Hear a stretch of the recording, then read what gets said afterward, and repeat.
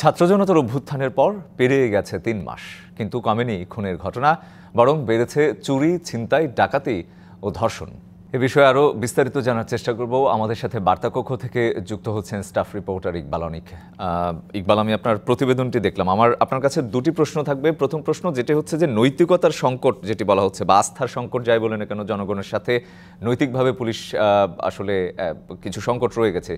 সেই জায়গাগুলো কমাতে কি ধরনের কাজ করা হচ্ছে, কর্মকর্তারা কিভাবে কাজ করছেন সেটি জানবো। এবং আরেকটা যেটি জানবো যে পুলিশ কর্মকর্তারা বলছেন যে এই অপরাধ হচ্ছে দ্রুততম সময়ে তারা অপরাধ নিয়ন্ত্রণ করবেন, কিন্তু সেই সময়টা আসলে কতদিন, কোনো ধরনের আশার কথা কি তারা বলেছেন কিনা যে এতদিনের মধ্যে হবে, বা কিভাবে আসলে কমানোর চেষ্টা চলছে? দ্বিতীয় প্রশ্নটির উত্তর আমি শুরুতেই দিচ্ছি যে পুলিশের পক্ষ থেকে এখন পর্যন্ত নির্দিষ্ট কোনো সময়সীমা দেয়া হয়নি যে কতদিনের মধ্যে এই যে অস্থিতিশীলতা রয়েছে, যে সাধারণ মানুষের মধ্যে এক ধরনের মানে আতঙ্ক বিরাজ করছে, এটার কিন্তু নির্ধারিত কোনো সময় কিন্তু আইনশৃঙ্খলা বাহিনীর পক্ষ থেকে দেয়া হয়নি। কিন্তু গত দুই-এক দিনের গতকাল হচ্ছে ডিএমপি কমিশনার কিন্তু বলেছেন যে চাঁদাবাজি যারা করছে তাদের একটি তালিকা প্রণয়ন করছে তারা, সেটির কাজও দু-এক দিনের মধ্যে শেষ হবে এবং কাজটি শেষ হলেই কিন্তু দ্রুত গতিতেই হচ্ছে যে যারা চাঁদাবাজি করছে তাদেরকে আইনের আওতায় নিয়ে আসা হবে। এবং প্রথম যে প্রশ্নটি সেটি হচ্ছে যে নৈতিকতা হারিয়েছে পুলিশ, সেটি থেকে ফিরে আসা। যেমন হচ্ছে জুলাই আগস্টে যে গণ অভ্যুত্থান ছিল ছাত্রদের, সেখানে কিন্তু পুলিশকে দেখা গেছে নির্বিচারে গুলি চালিয়েছে এবং মানুষের উপর হামলা চালিয়েছে। এই বিষয়গুলো কিন্তু রয়েছে, সেখান থেকে কিন্তু পুলিশ প্রশাসনের পক্ষ থেকে বিভিন্ন ধরনের পদক্ষেপ নেওয়া হয়েছে। প্রথমত তারা হচ্ছে যারা এই অপরাধের সঙ্গে জড়িত ছিল তাদের বেশ কয়েকজনকে কিন্তু তাৎক্ষণিক কিন্তু ব্যবস্থা নেওয়া হয়েছে, আর বাকিদের কিন্তু হচ্ছে বিভিন্নভাবে বদলি করে বিভিন্ন স্থানে বদলি করা হয়েছে। সেটি কিন্তু বড় ব্যাপার নয়, শুধু বদলি করলেই যে এই অবনতি থেকে রোধ করা সম্ভব তা কিন্তু নয়।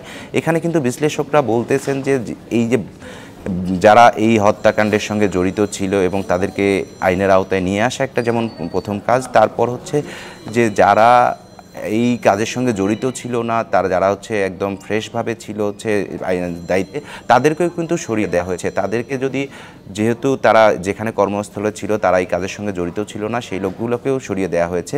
যেমন একটি উদাহরণ যদি দেয়া হয় যে একটি এলাকায় যে আইনশৃঙ্খলা নিয়ন্ত্রণের জন্য যে লোক থাকার প্রয়োজন, সেটি কিন্তু একদম নতুন লোক দিয়ে কিন্তু সেটি সম্ভব নয়। সেক্ষেত্রে হচ্ছে পুরাতন এবং নতুন লোকের সমন্বয়ে যদি আপনার একটি থানা সাজানো হয়, সেক্ষেত্রে আপনার আইনশৃঙ্খলার অবনতি যেটা রয়েছে সেটি কিন্তু রোধ করা সম্ভব। কিন্তু এখন আমরা যে থানাগুলো দেখছি হচ্ছে সব থানাই কিন্তু হচ্ছে নতুন করে পুলিশ প্রশাসনে সাজানো হয়েছে। সেক্ষেত্রে তাদের একটি বেগ পোয়াতে হচ্ছে, যেমন আইনশৃঙ্খলা বাহিনী জানে যে কে ছিনতাইকারী, কে সমন্বয়ের কিছু ঘাটতি রয়েছে। ইকবাল, অনেক নির্দিষ্ট করে যদি একদম সংক্ষেপে একটা জিনিস জানতে চাই, যেটি হচ্ছে যে অভ্যুত্থানের সময় আমরা দেখেছি যে কিছু থানা লুটের ঘটনা ঘটেছে, অস্ত্র খোয়া গেছে।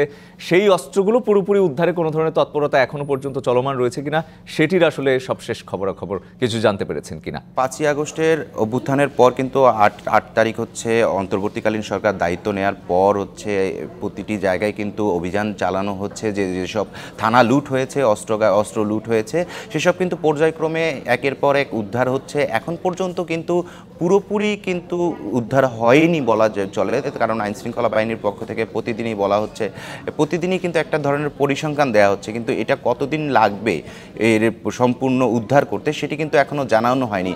আর এই যে আগ্নেয়াস্ত্রগুলো এখনও মানুষের কাছে রয়েছে, সেক্ষেত্রে কিন্তু অপরাধ প্রবণতা বাড়ছে, কারণ এই অস্ত্র দিয়ে ছিনতাই করছে, চুরি করছে এবং ডাকাতির মতো ঘটনা ঘটাচ্ছে। আরেকটি বিষয় যে সারা দেশে কিন্তু চুরি, ছিনতাই সব কিছুই বেড়ে গেছে এবং শীদেল চুরি যেটা দীর্ঘ সময় কিন্তু বন্ধ ছিল, সেটিও কিন্তু এখন চালু হয়েছে এবং দেখা গিয়েছে 3 মাসে প্রায় 1300-র উপরও কিন্তু মানুষ খুন হয়েছে, ডাকাতির ঘটনা ঘটেছে। আপনার প্রতিবেদন থেকে আমি সেগুলো জানতে পেরেছি। ইকবাল অনিক, আপনাকে ধন্যবাদ আমাদের সাথে যুক্ত হওয়ার জন্য বার্তা কক্ষ থেকে।